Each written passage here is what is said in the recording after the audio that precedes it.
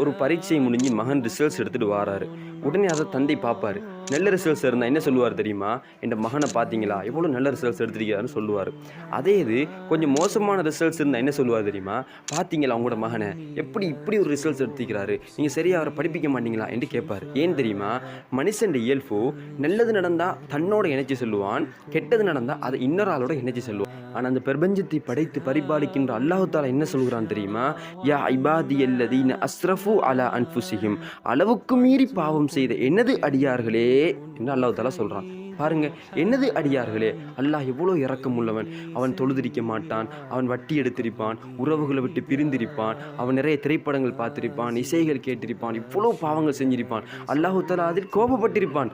ஆனாலும் அல்லாஹு தாலாவின் கோபத்தை அவனது இரக்கம் முந்திவிட்டது. அவன் அரிசிலே எதை எழுதி தொங்க விட்டிருக்கிறான்? இன்ன ரஹ்மதி சபகத் கலபி, எனது கோபத்தையும் எனது இரக்கம் முந்திவிட்டது. அதனால் அல்லாஹு தாலா இங்கே எப்படி அழைக்கிறான்?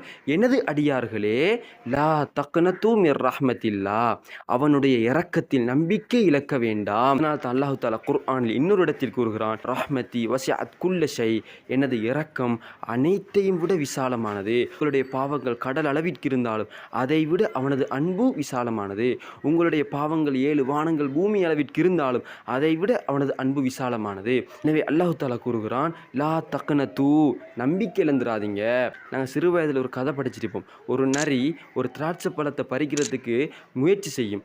ஏழாம போன உடனே இந்த பழம் எனக்கு புளிக்கும் என்று வந்துடும். இதைத்தான் நாங்கள் நம்பிக்கை இழந்து போகிறதுன்னு சொல்லுவோம். ஒரு அடியான் பாவம் செய்வான், திரும்ப மன்னிப்பு கேட்பான், திரும்ப பாவம் செய்வான், திரும்ப மன்னிப்பு கேட்பான், திரும்ப பாவம் செய்வான், திரும்ப என்ன சொல்லுவான் தெரியுமா?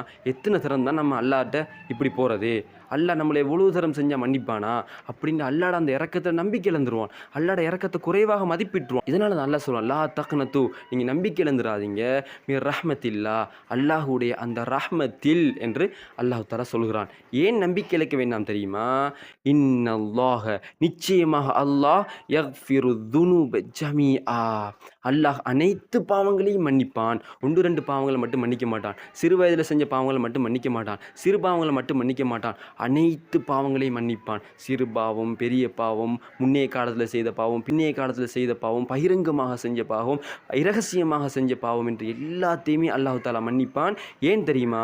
இன்னஹு ஹுவல் கஃபூருர் ரஹீம், நிச்சயமாக அவன் மன்னிப்பவனாகவும் இரக்கமுள்ளவனாகவும் இருக்கிறான் என்று அல்லாஹ் தஆலா கூறுகிறான். இது இந்த உலகத்தில் உள்ள எப்படிப்பட்ட ஒரு பாவியாக இருந்தாலும் அனைவருக்கும் அல்லாஹ் தஆலா சொல்லுகின்ற ஒரு நற்செய்தி.